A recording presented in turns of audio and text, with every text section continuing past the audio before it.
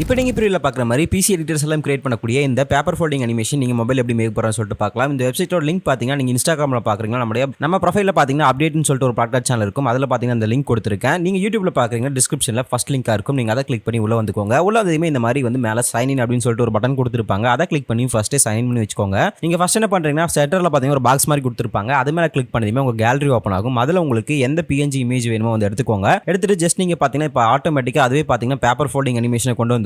இது சைடில் பார்த்தீங்கன்னா நிறைய கஸ்டமைசேஷன் ஆப்ஷன் கொடுத்துருப்பாங்க. அதாவது அதோட சைஸ், அப்புறம் பார்த்தீங்கன்னா அந்த சைடில் எட்ஜ் பேப்பர் திக்னஸ் எவ்வளோ இருக்கணும், அதுக்கப்புறம் அதில் இருக்கிற டெக்ஸ்சர் எவ்வளோ இருக்கணும், அதுக்கப்புறம் அதோட ஷேக்கிங் அனிமேஷன் எவ்வளோ இருக்கணும் அப்படிங்கிறத சொல்லிட்டு எல்லாமே நீங்கள் கஸ்டமைஸ் பண்ணிக்க முடியும். இதை பார்த்தீங்க அப்படின்னா நீங்கள் மொபைல் எடிட் பண்ணுறதுக்கு கிரீன் ஸ்க்ரீன் இருந்தால் ஈஸியாக ரிமூவ் பண்ணிக்கலாம். இது எப்படி நீங்கள் கொண்டு வரது அப்படின்னா அந்த பாக்ஸ்க்கு சைடு கார்னரில் மேலே டாப்பில் பார்த்தீங்கன்னா ஒரு பெயிண்ட் பக்கெட் சிம்பிள் கொடுத்துருப்பாங்க. அதை கிளிக் பண்ணிங்கன்னா கிரீன் ஸ்க்ரீன் பேக்ரவுண்ட் வந்துடும். அதுக்கடுத்து பார்த்தீங்கன்னா இந்த பேப்பர் அன்ஃபோல்ட் ஆகிற மாதிரி அனிமேஷன் எப்படி கொண்டு வரது அப்படின்னா ஜஸ்ட் நீங்கள் அதில் தேர்ட் ஆப்ஷன் பார்த்தீங்கன்னா அன்ஃபோல்ட் டாகிள் ஆன் அப்படின்னு கொடுத்துருப்பாங்க. அதை கிளிக் பண்ணுவீங்க அப்படின்னா அன்ஃபோல்ட் அனிமேஷன் வந்து உங்களுக்கு வந்துடும். இப்போ நீங்க ஜஸ்ட் கீழே பார்த்தீங்கன்னா லாஸ்ட்டாக டவுன்லோட் அப்படின்னு சொல்லிட்டு ஒரு பாக்ஸ் சிம்பிள் கொடுத்துருப்பாங்க. அதை கிளிக் பண்ணதுமே கொஞ்சம் நேரம் பார்த்தீங்கன்னா ரெண்டர் ஆகும். ரெண்டர் ஆகிட்டு 1 to 3 செகண்ட்ஸில் பார்த்தீங்க அப்படின்னா டவுன்லோட் ஆயிரும். ஸோ மறக்காம இந்த வீடியோ உங்களுக்கு பிடிச்சிருந்தா லைக் சப்ஸ்கிரைப் பண்ணி வச்சுக்கோங்க. மறக்காம பேஜுக்கு ஃபாலோ பண்ணிக்கோங்க. இந்த மாதிரி ட்ரெண்டிங் டிஸ்பிளே தெரிஞ்சுக்க அடுத்த பார்க்கலாம். மட்டும் சரிங்க சார். இப்போ